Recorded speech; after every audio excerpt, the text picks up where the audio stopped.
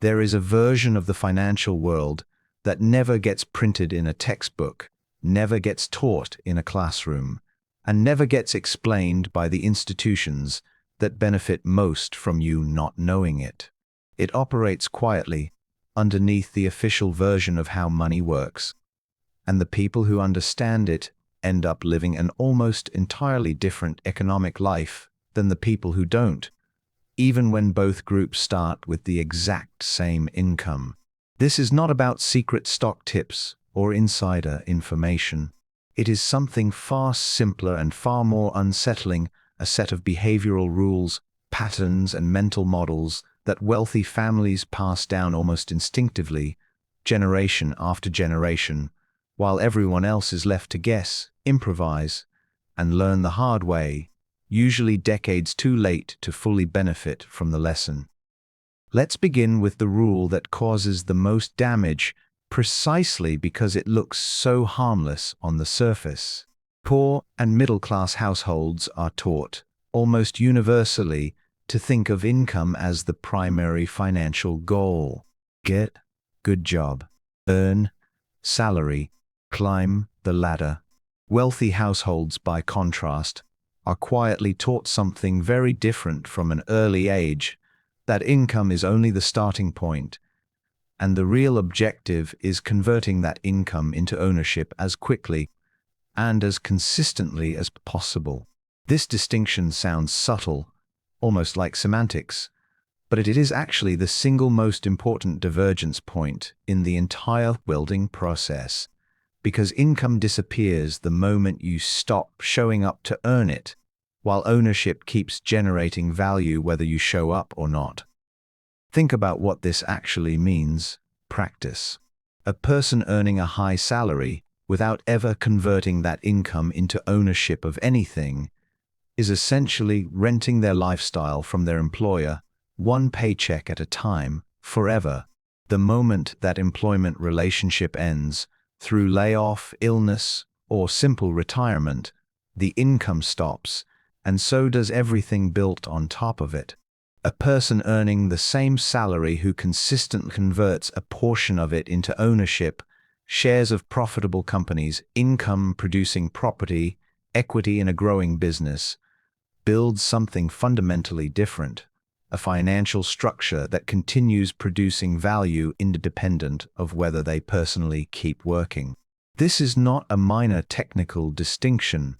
It is the difference between building a life that depends entirely on your continued labor and building a life that eventually depends on capital working on your behalf while you sleep.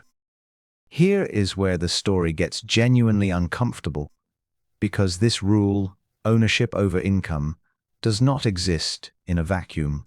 It exists inside a larger economic reality that most people never have explained to them clearly, the reality that modern economies are structured in ways that consistently reward capital more generously than they reward labor. For long stretches of recent economic history, the returns generated by owning productive assets, businesses, real estate, financial markets, have significantly outpaced the growth of wages earned through employment. This is not an accident of fate. It reflects how growth, productivity, and profit actually flow through a modern economy disproportionately to those who own the means of production rather than those who supply the labor to operate it. Wealthy families understand this dynamic instinctively, often without ever articulating it in economic terms, and they structure their financial decisions accordingly from a remarkably young age. Now, here is the second hidden rule, and this one explains something that confuses almost everyone the first time they truly grasp it: the radically different relationship wealthy households maintain with debt compared to everyone else. Popular financial advice aimed at ordinary households tends to treat all debt as dangerous, something to be avoided, minimized, and eliminated as quickly as possible. This advice is not wrong, exactly, but it is dangerously incomplete because it fails to distinguish between two categories of debt: that behave in completely opposite ways. Consumer debt, used to finance depreciating purchases, vacations, electronics, vehicles that lose value the moment they leave the lot, genuinely is dangerous, a slow drain on wealth that compounds you rather than for you. But there is an entirely different category of debt used to acquire appreciating income-producing assets, and wealthy families have understood generations. This second category of debt, used strategically, is one of the most powerful wealth-building tools available.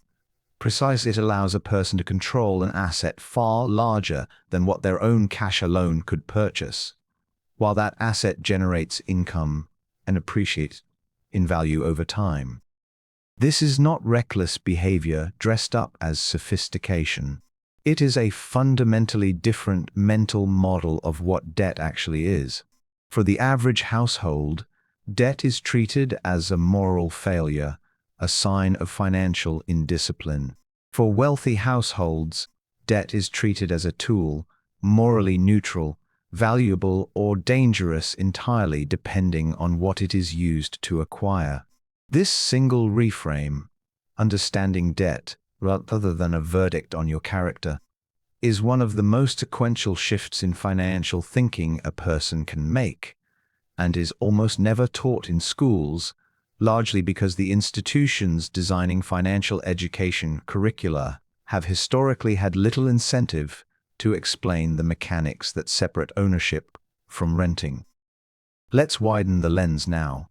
Because these individual behaviors do not exist in isolation, they exist inside a much larger historical pattern that explains why this knowledge gap persists generation after generation. Throughout history, financial literacy in its deepest and most practical sense has functioned less like universal public knowledge and more like a closely guarded resource, passed down within families and social circles that already possessed capital, while remaining largely inaccessible to those without it. This was not always a matter of deliberate secrecy. It was simply a matter of proximity.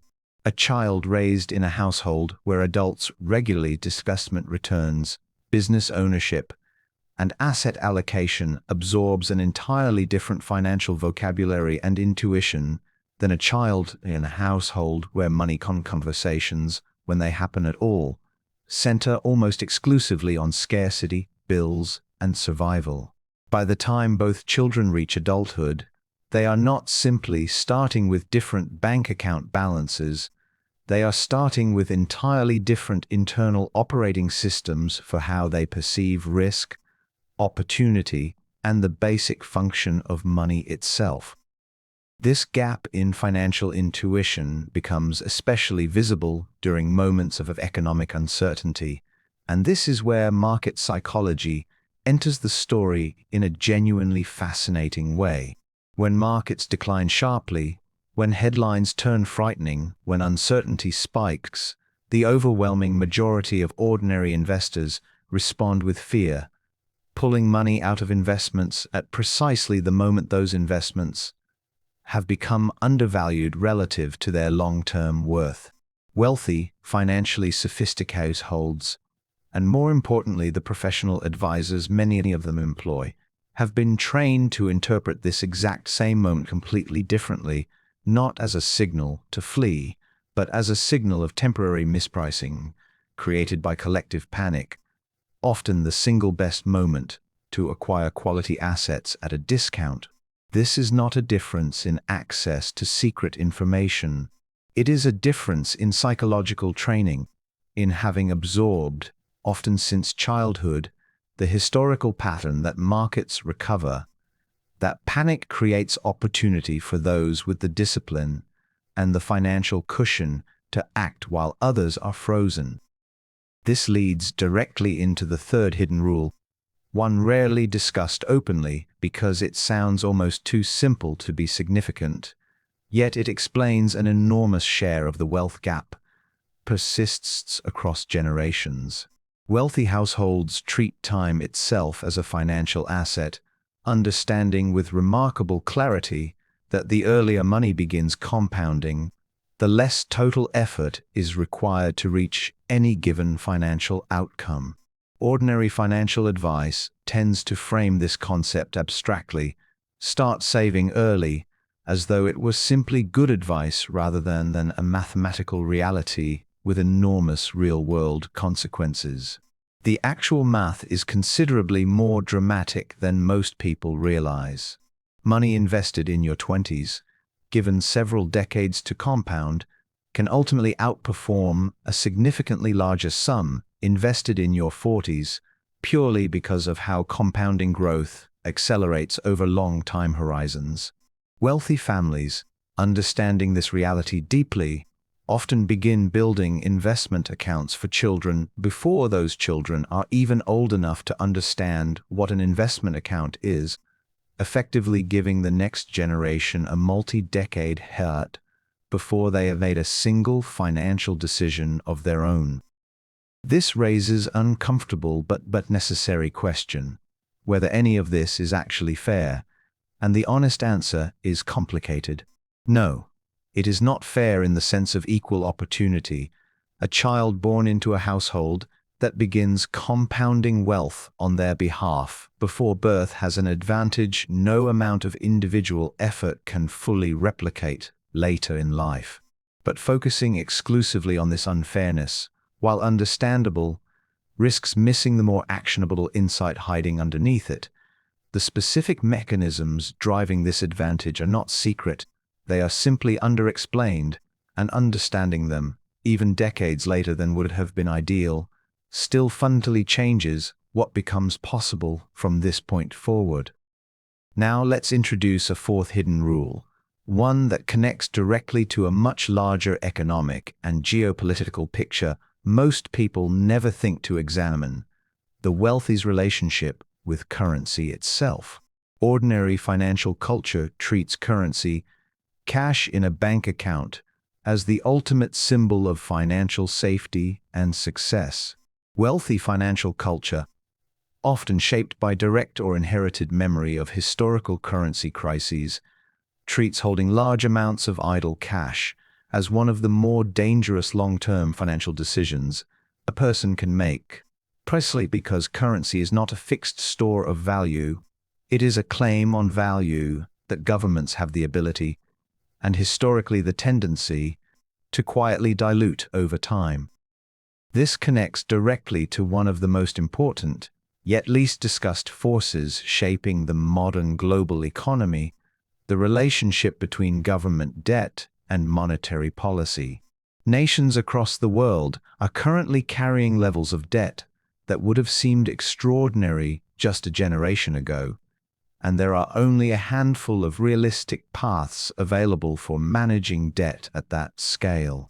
Outgrowing it through rapid economic expansion is difficult to engineer reliably. Paying it down through aggressive taxation or spending cuts is politically unpopular and historically difficult to sustain. Defaulting outright is catastrophic and almost never chosen voluntarily, which leaves the path history shows governments consistently gravitate toward, permitting a controlled level of inflation that gradually reduces the real value of that debt over time.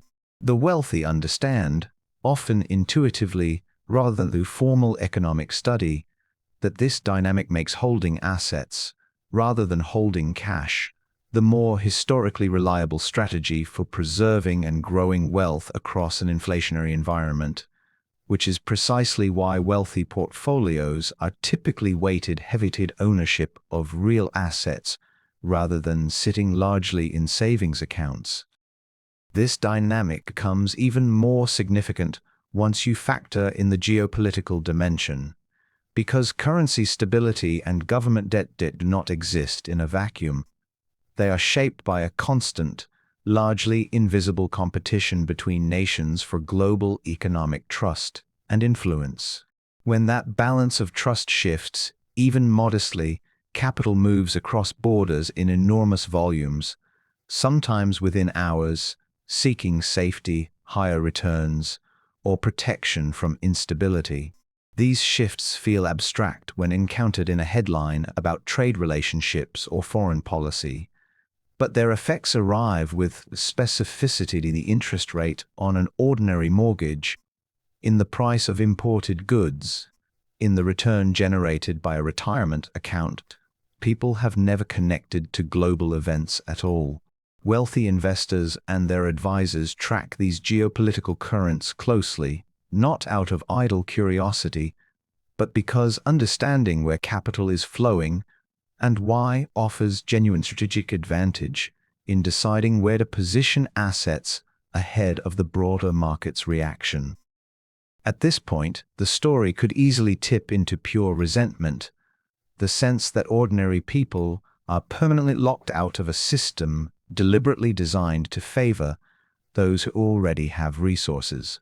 But this framing, while emotionally satisfying, misses something crucial that history consistently demonstrates: that the rules described throughout this story, while historically concentrated within wealthy families, are not actually secret in the sense of being inaccessible. They are simply underexplained, buried beneath complicated language, delivered too late in life, or never delivered at all, not because ordinary people are incapable of understanding them, but because there has historically been very little institutional incentive to teach them. This brings us to the fifth, and perhaps most quietly powerful hidden rule of all: the wealthy's relationship with failure itself. Ordinary financial culture tends to treat financial failure as deeply personal, shameful, something to be hidden and avoided at nearly any cost, which frequently leads to excessive caution, avoiding legitimate opportunities out of fear of embarrassment or loss. Wealthy financial culture, by contrast, particularly among entrepreneurial families, often treats failure as a structurally expected part of building wealth, an unavoidable cost of pursuing enough opportunities that a meaningful percentage of them eventually succeed. This is not recklessness, it is a fundamentally different calculation. Understanding that a portfolio of several attempts, some of which fail completely, can still produce enormous overall success, provided the failures are structured in a way that limits total downside, while the successes are allowed to compound without an artificial ceiling. This distinction matters enormously when you examine how wealth is actually built versus how it is commonly imagined to be built. Most dramatic wealth creation does not come from a single, perfectly executed decision. It comes from a pattern of calculated attempts, most of them modest, several of them unsuccessful, with the eventual outsized success more than compensating for the accumulated smaller losses along the way. Ordinary financial culture, having never been taught to expect or plan for this pattern, frequently interprets any single failure as definitive proof that risk-taking itself was the mistake, leading to a permanent retreat into excessive caution that, ironically, becomes its own significant long-term cost, the cost of opportunities never pursued at all. Now consider how these 5 hidden rules interact with each other, because their power comes not from any single one in isolation, but from how they reinforce one another across an entire lifetime. Prioritizing ownership over income creates assets that compound over decades. Understanding debt as a tool rather than a moral failure allows those assets to be acquired faster and at greater scale than cash alone would permit. Treating time as a financial asset means those compounding assets given the maximum possible number of years to grow. Understanding currency's true nature protects that growth from the quiet erosion of inflation. And a healthy relationship with calculated failure ensures that the pursuit of these strategies continues even after inevitable setbacks, rather than collapsing into permanent risk aversion after a single disappointing outcome. None of this means the playing field is level, and it would be dishonest to suggest otherwise. A child born into a family that has already internalized these rules across multiple generations genuinely starts several steps ahead of a child born into a family navigating financial survival with no access to this framework at all. But here is the genuinely important, historically consistent truth hiding beneath that unfairness. These rules, once understood, at any age, and financial history is filled with individuals who began adopting them not as children with generational head starts, but as adults who simply refused to accept that the absence of early exposure meant permanent exclusion from the underlying logic. The real tragedy, then, is not that these rules exist. Systems built around capital, ownership, and compounding are not inherently a conspiracy. They are simply how modern economies mathematically function. The real tragedy is how quietly this knowledge has historically been withheld, not through deliberate malice in most cases, through a combination of complicated language, inadequate financial education, and a cultural discomfort around openly discussing money that leaves entire populations reinventing basic financial logic from scratch, generation after generation, that wealthier families never had to reinvent because it was simply modeled for them from birth. So here is where this story leaves you, and it is not a comfortable place to sit, though it is an honest one. The rules described throughout this journey are not complicated in the way advanced mathematics or specialized science can be complicated. They are, in fact, remarkably simple once articulated clearly, makes their absence from most people's financial education even more striking. Prioritize ownership over pure income. Understand debt as a neutral tool shaped entirely by its purpose. Recognize time itself as one of the most powerful assets available to you, regardless of your current balance sheet. See currency for what it actually is, a claim on value rather than value itself, and build a relationship with calculated risk and inevitable failure that allows you to keep participating in the system long enough for compounding to eventually in your favor. None of this guarantees comfort, and none of it erases the very real structural advantages that history has concentrated within families who understood these rules generations before you were born. But understanding them, even decades later than would have been ideal, changes something fundamental about what happens next. Because a rule you can name is a rule you can finally choose to follow, and a rule that remains hidden is one that continually shaping your financial life, whether you ever notice it or not. And that is the real question this entire story has been building toward, quieter and more demanding than the curiosity that brought you here. It is not simply whether these hidden rules are true. The evidence throughout economic history overwhelmingly suggests they are. It is whether you are willing to treat this knowledge as genuinely usable information rather than another piece of content consumed and forgotten by tomorrow. Because the families who built lasting wealth across generations did not simply learn these rules once. They built their entire financial identity around them, decade after decade, until the rules stopped feeling like rules at all, and simply became, quietly and permanently, the way they saw money for the rest of their lives.